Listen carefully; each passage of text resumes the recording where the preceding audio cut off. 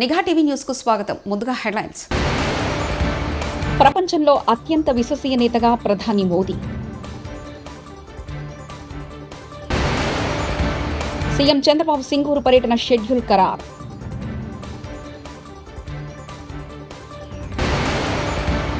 రక్షణ ఏరోస్పేస్ పరిశ్రమల స్థాపనకు చైతన్య పండే.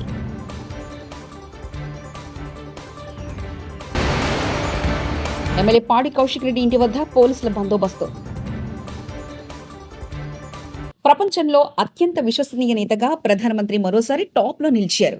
మార్నింగ్ కన్సల్ట్ సంస్థ గ్లోబల్ లీడర్ సర్వేలో మరోసారి తన ఆధిక్యాన్ని నిలుపుకున్నారు. సర్వేలో ప్రధాని మోదీకి అత్యధిక శాతం మంచి మద్దతు ప్రకటించడంతో అప్రూవల్ రేటింగ్స్ ఏకంగా 75% చేరాయి. ఈ ఏడాది జూలై 4 నుంచి 10 తేదీల మధ్య సర్వీస్ నిర్వహించారు. ఆంధ్రప్రదేశ్ ముఖ్యమంత్రి నారా చంద్రబాబు నాయుడు సింగపూర్ పర్యటన షెడ్యూల్ ఖరారైంది. ఈ మేరకు సీఎంఓ కార్యాలయంలో ఓ ప్రకటన విడుదల చేసింది. ఇవాళ శనివారం జూలై 26 రాత్రి 11 గంటలకు హైదరాబాద్ నుంచి సింగపూర్ వెళ్లనున్నారు. 27వ తేదీ ఉదయం 6 గంటలకు సింగపూర్ ఎయిర్పోర్టుకు సీఎం చంద్రబాబు చేరుకోనున్నారు. సీఎం చంద్రబాబుతో సింగపూర్ పర్యటనలో మంత్రులు నారా లోకేష్, టీజీ భరత్, పి నారాయణ, వివిధ శాఖల అధికారులు పాల్గొన్నారు. బ్రాండ్ ఏపీ ప్రమోషన్ లో పెట్టుబడుల సాధన కోసం రేపటి నుంచి 5 రోజుల పాటు సింగపూర్ లో పర్యటించనున్నారు. ఆంధ్రప్రదేశ్లోని దేశంలో రక్షణ ఏరోస్పేస్ పరికరాల తయారీ రంగంలో అగ్రగామిగా నిలిపేందుకు సహకరిస్తామని రక్షణ మంత్రి రాజ్నాథ్ సింగ్ కు టీడీపీ ఎంపీల బృందం విజ్ఞప్తి చేసింది. రాష్ట్రంలో రక్షణ, అంతరిక్ష పరిశ్రమల మౌలిక వసతుల అభివృద్ధికి సంబంధించి కీలక ప్రతిపాదనలపై వినతి పత్రం అందించేందుకు శుక్రవారం రాజ్నాథ్ సింగ్ తో ఎంపీల బృందం భేటీ అయింది. ఈ బృందంలో టీడీపీ నేత లావు శ్రీకృష్ణదేవరాయలు, ఎంపీలు దగ్గుమల్ల ప్రసాదరావు, మాగుంటి శ్రీనివాసరెడ్డిలు పాల్గొన్నారు. ఐడియాలజికల్ పాలిటిక్స్ పోయి స్విగ్గీ పాలిటిక్స్ వచ్చాయి. సిద్ధాంతాలకు కట్టుబడి పనిచేసే వాళ్ళు దేశ రాజకీయాల్లో తగ్గుతూ వస్తున్నారు. ఇది ప్రజాస్వామ్యానికి ప్రమాదం అంటూ రేవంత్ రెడ్డి వ్యాఖ్యానించారు. ఏర్పాటు ప్రక్రియలో వారు భాగస్వాములు కాకపోయినా ఈరోజు తెలంగాణ రాష్ట్రం ఏర్పాటులో జైపాల్ రెడ్డి గారి పాత్రను ఎవ్వరు తీయలేరు. జైపాల్ రెడ్డి గారు లేకపోతే, జైపాల్ రెడ్డి గారి సహకారం లేకపోతే తెలంగాణ రాష్ట్రం వచ్చి ఉండేది కాదు. వారి సమయం ఈరోజు పాలిటిక్స్ పెద్దలు చిన్నారెడ్డి గారు లాంటి వాళ్ళు ఇక్కడ ఉన్నారు. పాలిటిక్స్ అన్నీ కూడా స్విగ్గీ పాలిటిక్స్ అయిపోయినాయి. ఐడియాలజికల్ పాలిటిక్స్ లేకుండా పోయి స్విగ్గీ పాలిటిక్స్ వచ్చింది. ఈరోజు ఎవరు ఎంత ఫాస్ట్గా డెలివరీ చేస్తారు, ఆన్లైన్లో ఎవరు వస్తారు, లేకపోతే మనకు కావాల్సింది ఎవరు తొందరగా ఇస్తారని ఎవరు కమిట్మెంట్తో ఉన్నారు, ఎవరి ఐడియాలజీని ఫాలో చేస్తున్నారు, సిద్ధాంతకర్తలుగా లేకపోతే సిద్ధాంతాలను నమ్మేవాళ్ళు, సిద్ధాంతాలను పాటించేవాళ్ళు, సిద్ధాంతాల కోసమే పనిచేసే వాళ్ళు దేశ రాజకీయాలలో తగ్గుతూ వస్తున్నారు.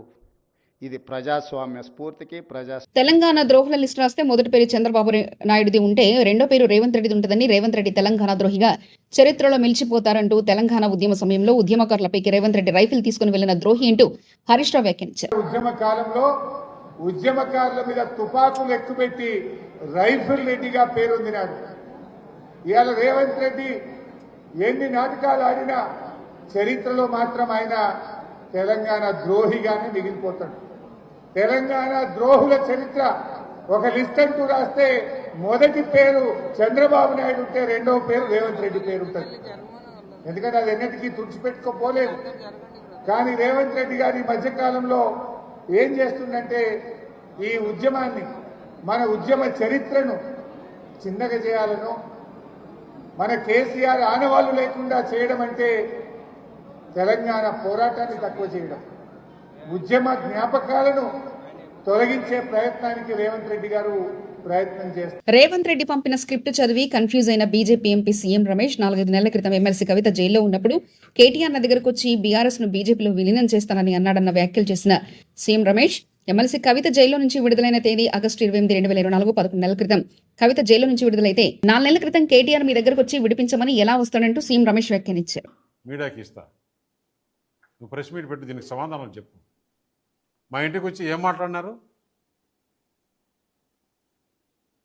మేము చేసిన అవినీతి అన్నీ కూడా ఈడీ, సిబిఐ రాకుండా, లేకుంటే కవితను బయటికి వదిలేదానికి ఏర్పాటు చేయండి. మేము బీఆర్ఎస్ పార్టీ దేనికైనా సిద్ధం. మేము బీజేపీలో మెర్జ్ చేయాలన్నా కానీ, బీజేపీతో అలయన్స్ పెట్టుకోవాలన్నా కానీ దేనికైనా సిద్ధం. అంటే నేను తీసుకునే నిర్ణయం కాదు, పెద్దలతో మాట్లాడి చెప్పాలని. పెద్దలతో మాట్లాడిన తర్వాత మనం ఎలక్షన్స్లో ఏం చెప్పాం? ఈ బీఆర్ఎస్ పార్టీ అవినీతి పార్టీ,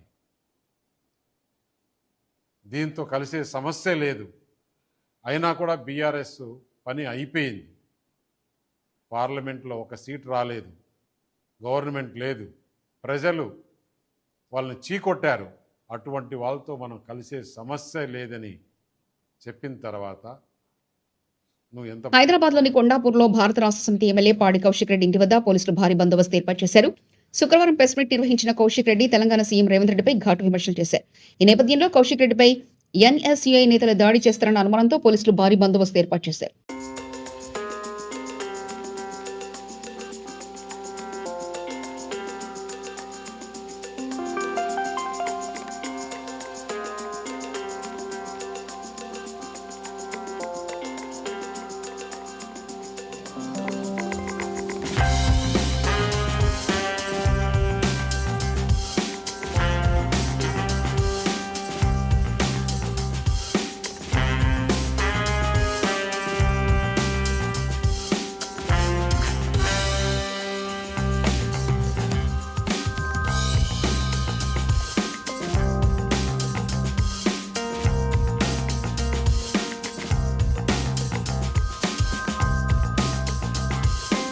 కోనసీమ జిల్లా ఆత్రేయపురం మండలంలో వాడపల్లి వెంకటేశ్వర స్వామి ఆలయం భక్తజన సంద్రంగా మారింది.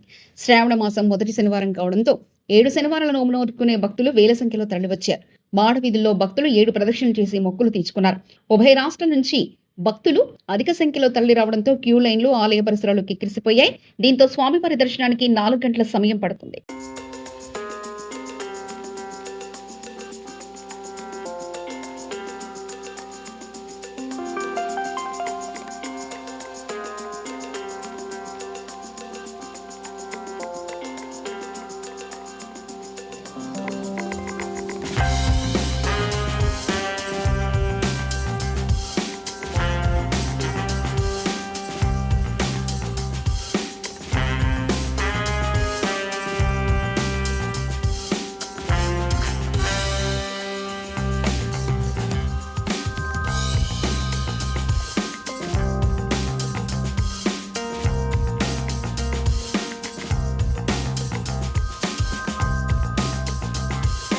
తెలంగాణలోని ప్రసిద్ధ పుణ్యక్షేత్రమైన కాళేశ్వరం వద్ద జలకళ సంతరించుకుంది. భారీ వర్షాలతో పాటు ఎగువ ప్రాంతాల నుంచి వరద పోతెత్తడంతో కాళేశ్వరం పుష్కర ఘట్ల వద్ద గోదావరి, ప్రాణహిత నదులు ఉధృతంగా ప్రవహిస్తున్నాయి. దీంతో కాళేశ్వరం వద్ద నీటి మొత్తం 8,700 మీటర్లకు చేరుకుంది.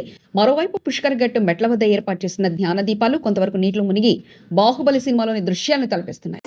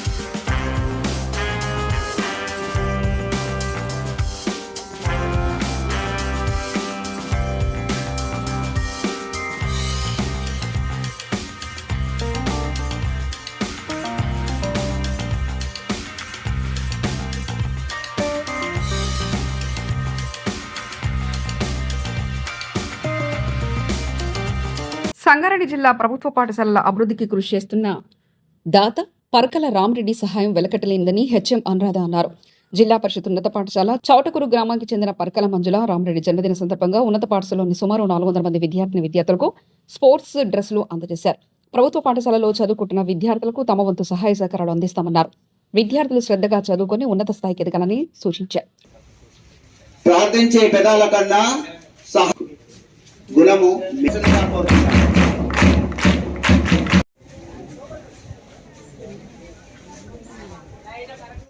మన యొక్క పాఠశాల సీనియర్ ఉపాధ్యాయులు మోరెడ్డి గారు సన్మానిస్తా ఉన్నారు.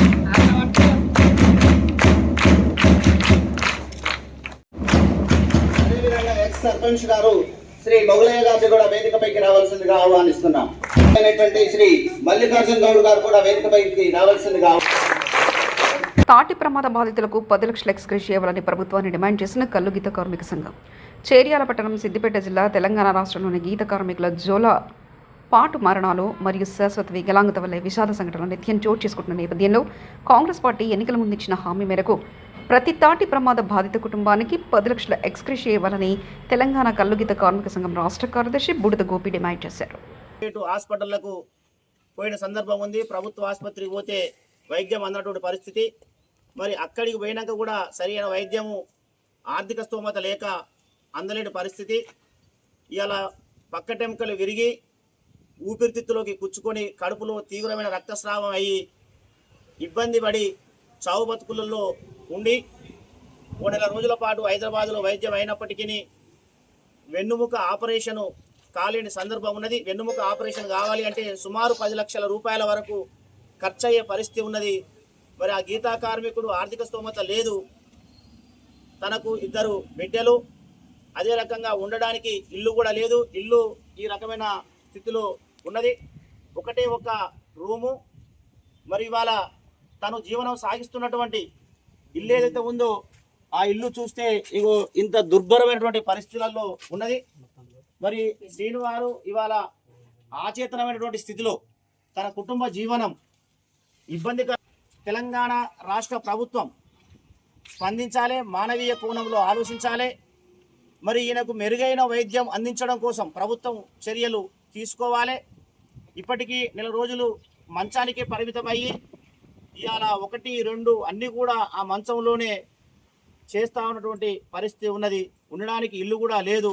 తక్షణం ప్రభుత్వం ఈయనకు ఇందిరమ్మ ఇల్లు మంజూరు చేసి గృహ నిర్మాణం ప్రభుత్వమే బాధ్యత తీసుకొని కట్టించాలి. అలాగే తనకు మెరుగైన వైద్యం అందించడం కోసం ఎంత ఖర్చైనా కూడా రాష్ట్ర ప్రభుత్వం మెరుగైన వైద్యం, సూపర్ స్పెషాలిటీ వైద్యం అందించాలని చెప్పేసి కల్లుగీత కార్మిక సంఘంగా ఈ సందర్భంగా డిమాండ్ చేస్తూ ఉన్నాం. దానితో పాటుగా ఇలా ఎక్స్గ్రేషియో ఎన్నికలకు ముందు కాంగ్రెస్ ప్రభుత్వం చెప్పింది, ఎన్నికల్లో మేము అధికారంలోకి వచ్చేస్తే గీతా కార్మికుల ఎక్స్గ్రేషియో చనిపోతే ఇచ్చేటువంటి దాన్ని 5 లక్షల నుంచి 10 లక్షలు చేస్తాం, పర్మనెంట్ బాధ్యతలు కూడా 10 లక్షలు చేస్తామని చెప్పేసి హామీ ఇచ్చారు.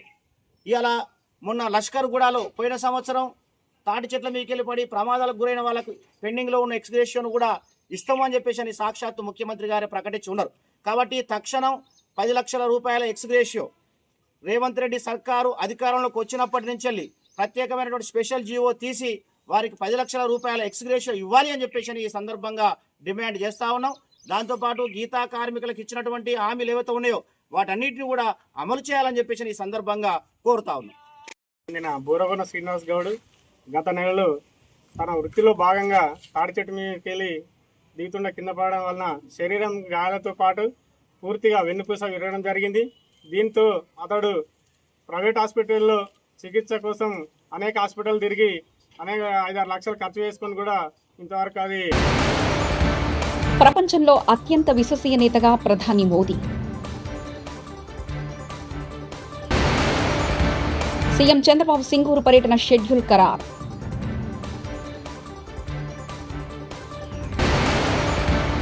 రక్షణ, ఏరోస్పేస్ పరిశ్రమల స్థాపనకు చైతన్య పండే.